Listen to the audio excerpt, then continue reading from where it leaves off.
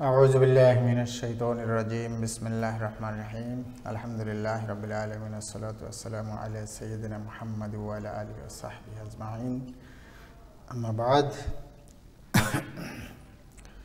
সুপ্রিয় শিক্ষার্থীবৃন্দ, আজকেরও আমরা একাদশ শ্রেণীর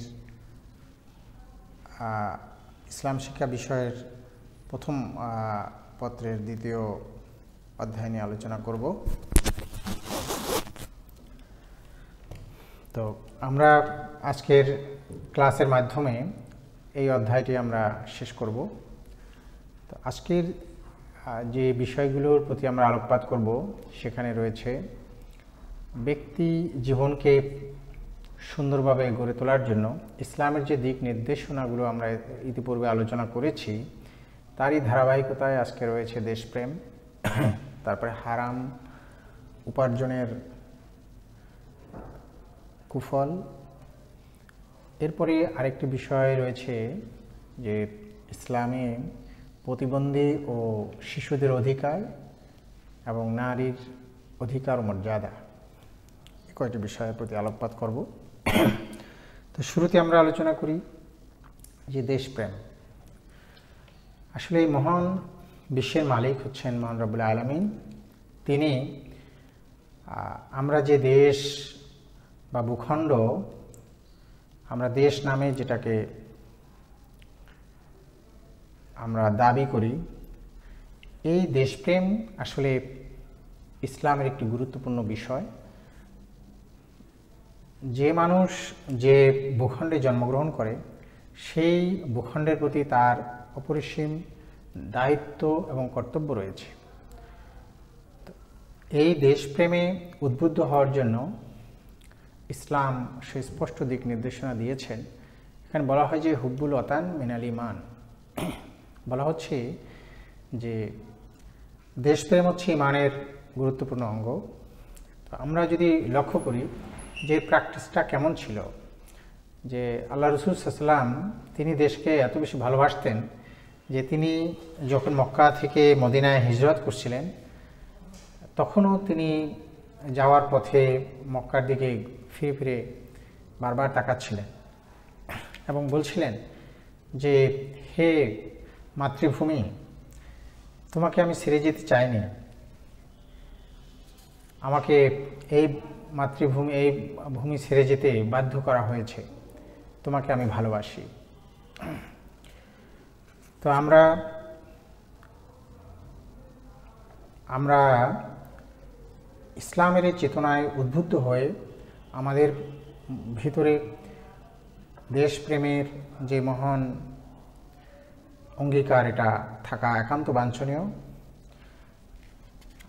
দেশের প্রতি আমাদের যে অনেক বড় দায়িত্ব কর্তব্য রয়েছে সে বিষয়গুলোর মধ্যে উল্লেখযোগ্য হলো একজন ব্যক্তি সে সুনাগরিক হিসাবে নিজেকে গড়ে তুলবে।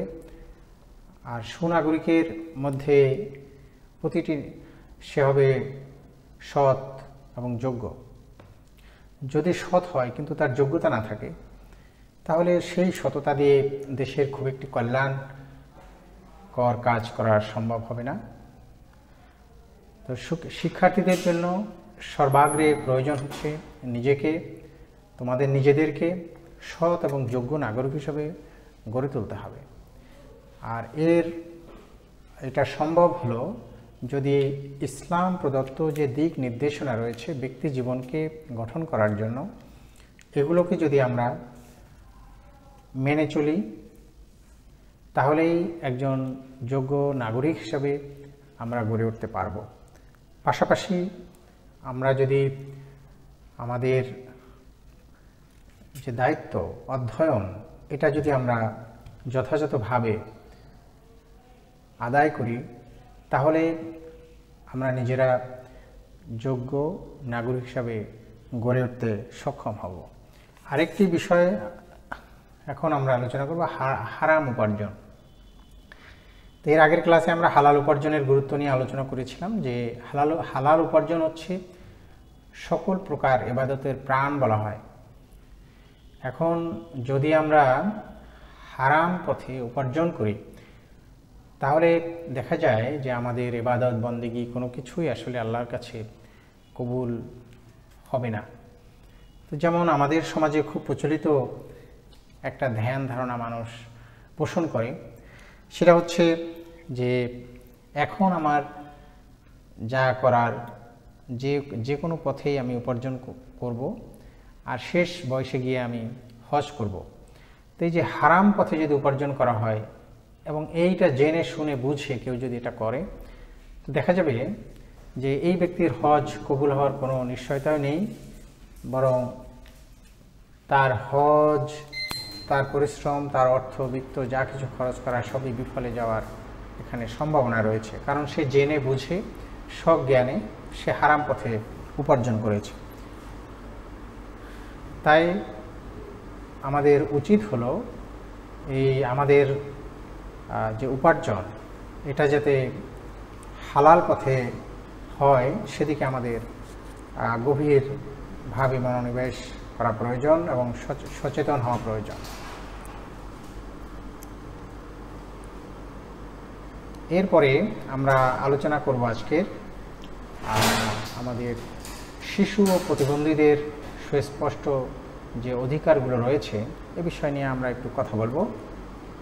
তো দেখা যায় যে এই মানুষদের ব্যাপারে ইসলাম কেন আবার বিশেষ অধিকারের কথা বলেছে, এর বলার কারণ হচ্ছে এই আল্লাহ তাআলা সকল মানুষকে একইভাবে একই রকমের যোগ্যতা, একই রকমের সক্ষমতা দিয়ে দুনিয়াতে পাঠাননি। কোনো মানুষ আমাদের সমাজেই রয়েছে তারা প্রতিবন্ধী, আর যে মানুষ সুস্থ সবল সেই মানুষ এবং প্রতিবন্ধী মানুষের মধ্যে অনেক ধরনের পার্থক্য রয়েছে। তো এই পার্থক্যগুলোর মধ্যে আমরা যে দেখি যে এই মানুষরা তারা কেউ আছে শারীরিক প্রতিবন্ধী, কেউ আছে মানসিক প্রতিবন্ধী। এই প্রতিবন্ধীদের প্রতি সদয় হওয়ার ব্যাপারে ইসলাম অত্যন্ত সুস্পষ্ট দিক নির্দেশনা দিয়েছে।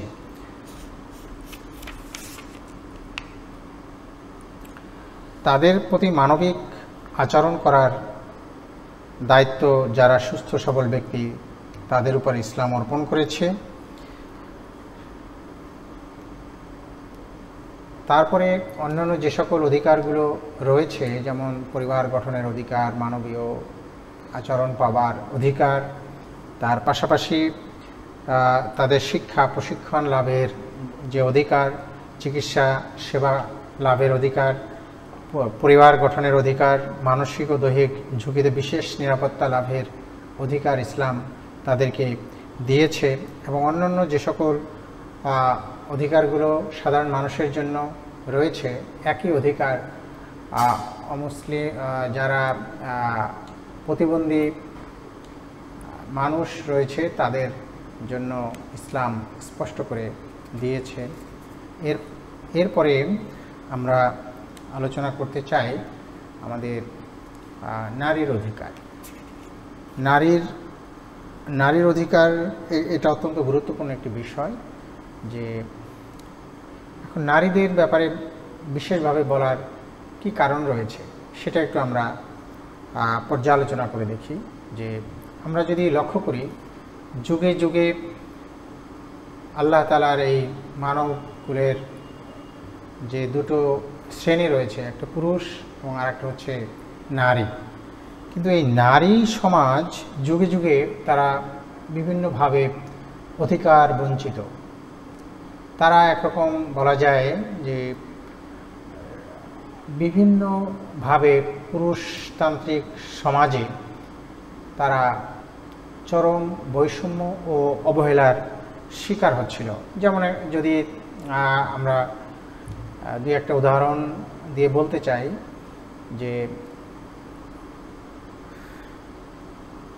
আমাদের মহানবী সাল্লাল্লাহু আলাইহি ওয়াসাল্লাম এর আবির্ভাবের সময় সেই আরব সমাজে নারীদের অবস্থা কেমন ছিল এটা নিশ্চয়ই তোমরা কম বেশি জেনেছ। তারপরে দুই একটা তোমাদেরকে বলি, যে যদি কোনো পুরুষ মানুষ মারা যেত, তার স্ত্রীকে সেই সমাজে মরুভূমির মধ্যে রেখে আসা হতো। সামান্য কিছু খাবার দিয়ে তাকে মরুভূমির মধ্যে রেখে আসা হতো, ছোট্ট একটা ঘর করে, যে একজন মানুষ কোনোভাবে সেখানে থাকতে পারে এরকম একটি ঘর করে সেখানে রেখে আসা হতো। সে সমাজে আর মিশতে পারবে না, আসতে পারবে না, এবং কোনো মানুষ গিয়ে তার খোঁজখবর রাখতো না, তার আত্মীয় স্বজনরা। সেই বিধবা নারী তিনি তিলে তিলে, সেখানে খাবার শেষ হয়ে যেত, তার গোসল করার কোনো ব্যবস্থা থাকতো না, তো তিলে তিলে তিনি ওখানে ধুকে ধুকে তিনি মৃত্যুর দিকে অগ্রসর হতেন। এ ছিল বিধবা নারীদের অবস্থা। তারপরে যদি কন্যা শিশু জন্মগ্রহণ করত, সেখানে আমরা জানি যে এটা ছিল অত্যন্ত পুরুষের জন্য, পরিবারের জন্য এটা ছিল অত্যন্ত লজ্জার বিষয়, যার কারণে তারা এই কন্যা সন্তানকে তারা জীবন্ত মাটি চাপা দিয়ে মেরে ফেলত। তো এরকম বহু উদাহরণ এখানে রয়েছে।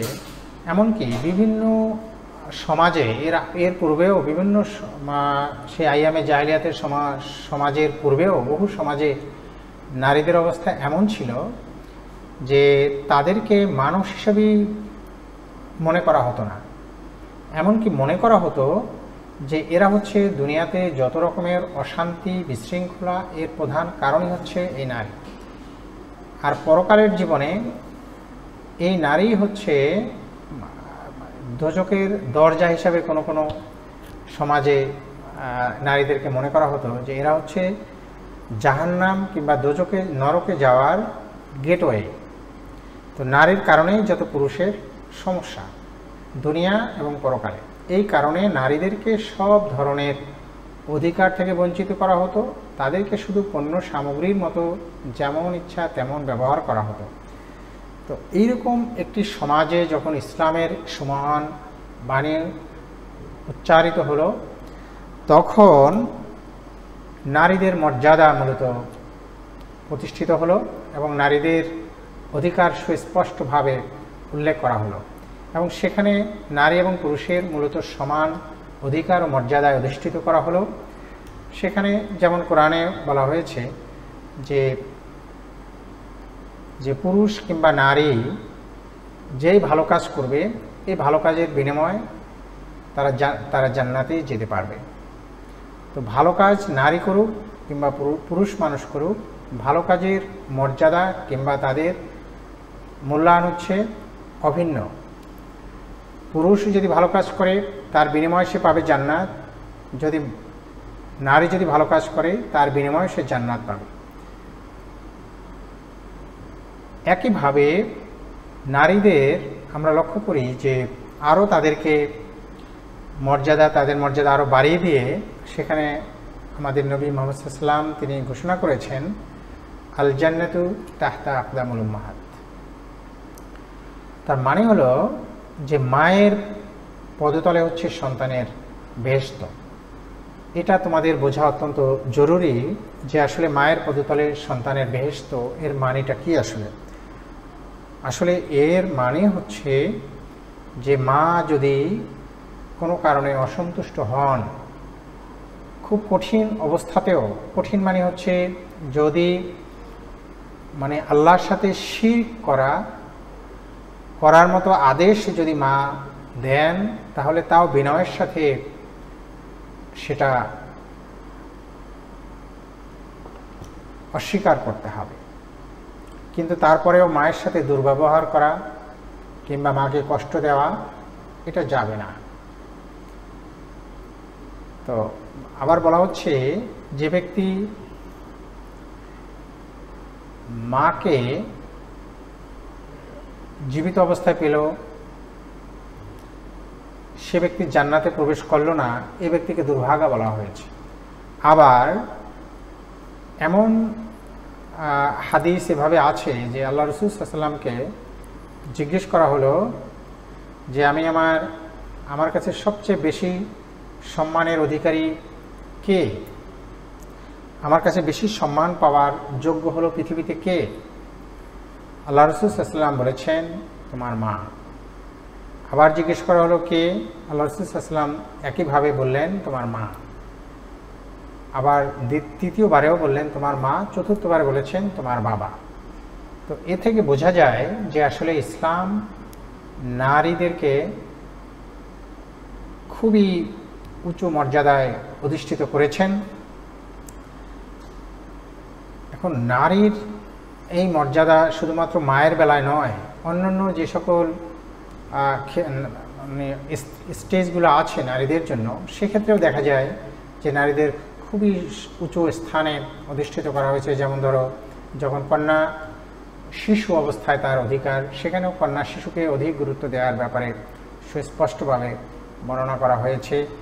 তারপরে যখন সে বড় হয়, তাকে বিয়ে শাদী দিতে হবে, সে বিয়ে শাদী দেওয়ার সময়ও তাকে উপযুক্ত মহারানা প্রদানের মাধ্যমেই বিয়ে করতে হবে, এবং এই মহারানার অর্থের মালিক হচ্ছে পাত্রী নিজেই।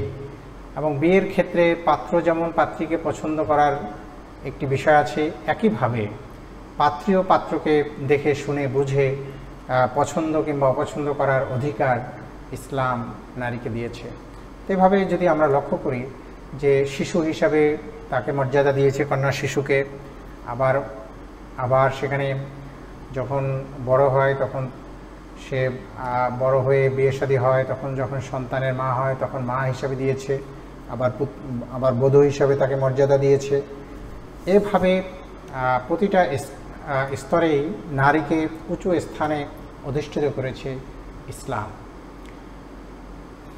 এরপরে যদি অধিকারের কথাগুলো বলা হয়, সেখানে নারীদের অধিকার, পুরুষের যে সকল অধিকারগুলো সমাজে রয়েছে, সে একই অধিকার আসলে নারীদের জন্যও রয়েছে। তো যেমন যে কোনো কাজ করার, পেশা পছন্দ কিংবা অপছন্দ করার ক্ষেত্রে পুরুষ যেমন যে কোনো পেশা পছন্দ কিংবা অপছন্দ করতে পারেন, একজন নারীও সে অধিকার ইসলাম তাকে দিয়েছে। এরপরে সম্পদের উত্তরাধিকার হওয়ার ক্ষেত্রে পুরুষ যেমন সম্পদের উত্তরাধিকারী হয়, নারীও উত্তরাধিকারী হয়। সেক্ষেত্রে একটি বিতর্ক অনেকেই করে থাকে যে নারীর পিতার যে সম্পদ, সেই পিতার সম্পদে নারীর উত্তরাধিকার হচ্ছে যা পুরুষের তার থেকে দ্বিগুণ। তো এর কারণটা আসলে বিভিন্নভাবে মানুষ অপব্যাখ্যা করে থাকে। তা আসলে আমরা হিসাব করে দেখেছি যে নারীরা অন্যান্য যে সকল জায়গা থেকে সম্পদের মালিক হয়ে থাকেন, উত্তরাধিকারী হয়ে থাকেন, পুরুষ যে সকল জায়গা থেকে হয়ে থাকেন, তাতে নারী এবং পুরুষ হিসাব করলে দেখা যায় যে সমান সমান। একইভাবে আরেকটি বিষয় আমাদের লক্ষ্য করা এখানে দরকার, সেটা হচ্ছে পুরুষ মানুষকে অর্থনৈতিক কর্মকাণ্ডে যে পরিবারের ব্যয়ভার বহন করা থেকে শুরু করে যে সকল দায়িত্ব আসলে পুরুষ মানুষকে দিয়েছে, নারীকে এ সকল দায়িত্ব থেকে ইসলাম অব্যাহতি দিয়েছে। তো ইসলামের সামগ্রিক বিষয় হচ্ছে ইন্টারকানেক্টেড, একটার সাথে আরেকটা সম্পর্কিত। এখন আমরা যদি শুধুমাত্র দেখি যে নারীকে কেন অর্ধেক দিল, এটাই যদি বিশ্লেষণ করি, কিংবা অন্যান্য যে সকল জায়গা থেকে নারীরা সম্পদের উত্তরাধিকারী হয় সে বিষয়টা বিবেচনায় না নেই, তাহলে তো হবে না, একটা দেখলে হবে না। পাশাপাশি নারীদের আবার কি দায়িত্ব দিয়েছে, যেমন পরিবারের ব্যয়ভার বহনের কথা যে বলেছি, এটা মূলত পুরুষ মানুষকেই ব্যয়ভার বহনের দায়িত্ব ইসলাম দিয়েছে। একইভাবে বিয়ে করার ক্ষেত্রে সকল ব্যয়ভার বহন করার পুরুষ মানুষের উপরে দায়িত্ব দিয়েছে, নারীদের ক্ষেত্রে এ দায়িত্ব থেকে তাদেরকে অব্যাহতি দিয়েছে। তো এই সব কিছু বিবেচনা আমরা যখন নিয়ে সামগ্রিক বিষয়টা সামনে নিয়ে আসব, তখন দেখা যাবে যে ইসলামের যে জীবন ব্যবস্থা, ইসলামের যে দিক নির্দেশনা, এটা হচ্ছে অত্যন্ত চেকড অ্যান্ড ব্যালেন্সড, এটা ভারসাম্যপূর্ণ। এখানে মহান রব্বুল আলামিন তিনি কাউকে অতিরিক্ত দিয়েছেন কিংবা কারো উপযুক্ত, কারো প্রাপ্য থেকে বঞ্চিত করেছেন, এরকম আসলে ভাবারও কোনো সুযোগ নেই, আর এটা হওয়ার কোনো কারণ নেই। তো আমরা এখানে যে বিষয়গুলো মোটামুটি আলোচনা করলাম তার মধ্যে উল্লেখযোগ্য হলো যে ব্যক্তি জীবনকে গঠন করার জন্য ইসলাম যে দিক নির্দেশনাগুলো দিয়েছেন তার মধ্যে প্রথমেই আমরা আলোচনা করেছিলাম এই যে অনেকগুলো বিষয়ের মধ্যে তাকওয়া, জিকির, সবর, শুকর। তো এর থেকে আমাদের বিভিন্ন রকমের প্রশ্ন আমাদের হতে পারে। তো এর মধ্যে উল্লেখযোগ্য হলো এই যে যদি আমরা এখানে 4 ধরনের প্রশ্ন সাধারণত হয়ে থাকে তোমরা জানো। তো একটা হচ্ছে এমসিকিউ, সেখানেও যেমন একটা হচ্ছে জ্ঞানমূলক, অনুধাবন, প্রয়োগ ও উচ্চতর দক্ষতার প্রশ্ন থাকবে, এবং সিকিউ যেটা ক্রিয়েটিভ কোশ্চেন, এর মধ্যেও একই রকমের প্রশ্ন থাকবে। তো আমরা যদি টেক্সটগুলোকে একটু ভালোভাবে অধ্যয়ন করি, আশা করি এ সকল প্রশ্নের উত্তর দিতে আমাদের কোনো অসুবিধা হবে না। তো সকলকে অনেক অনেক ধন্যবাদ এবং কৃতজ্ঞতা জানিয়ে আজকের মতো এখানে ক্লাস সমাপ্ত ঘোষণা করছি। আসসালামু আলাইকুম রহমতুল্লাহ।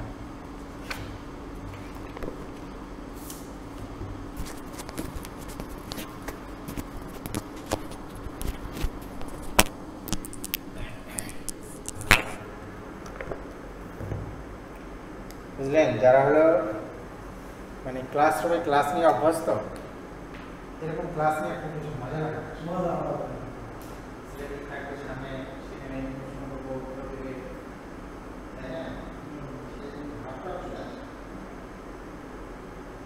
তো ঠিক আছে, তাহলে ভালো থাকেন। আসসালামু আলাইকুম।